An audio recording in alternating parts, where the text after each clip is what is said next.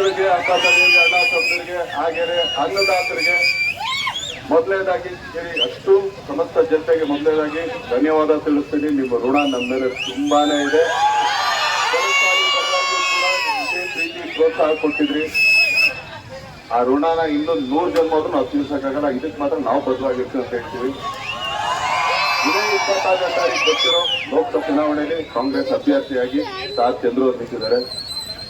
ನಮ್ಮ ಅಮೂಲ್ಯವಾದ ಮತನ ಅವ್ರಿಗೆ ನೀಡಿ ನಮ್ಮ ಸೇವೆ ಮಾಡೋ ಅವಕಾಶ ಅವ್ರು ಮಾಡ್ಕೊಡಿ ಅಂತ ಕೇಳ್ಕೊಳ್ತೀನಿ. ಯಾಕಂದ್ರೆ ಯಾವಾಗಲೂ ಟಿಕೆಟಿಗೆ ಬಂದಾಗ ಹಿಂಗೆ ಟಿಕ್ಕಿರದೆ ನಮ್ಮ ಜನಗಳು ಖುಷಿ ಕೊಡ್ತಾ ಇದ್ರು. ಸೊ ಆದ್ರಿಂದ ಒಂದೇ ಒಂದು ಚಿಕ್ಕ ಡಲಗಳ ಹಂಗೆ ನಡೀತಿತ್ತು. ಪರವಾಗಿಲ್ಲ ಅಣ್ಣ.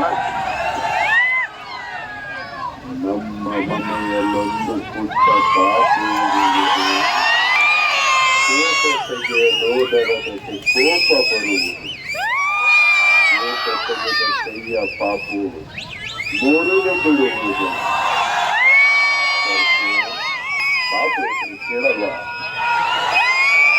ಇದೇ ಪ್ರೀತಿ ಪ್ರೋತ್ಸಾಹ ಸದಾ ಇದೆ ಅಂತ ಕೇಳ್ಕೊಳ್ತಿದ್ದಾರೆ.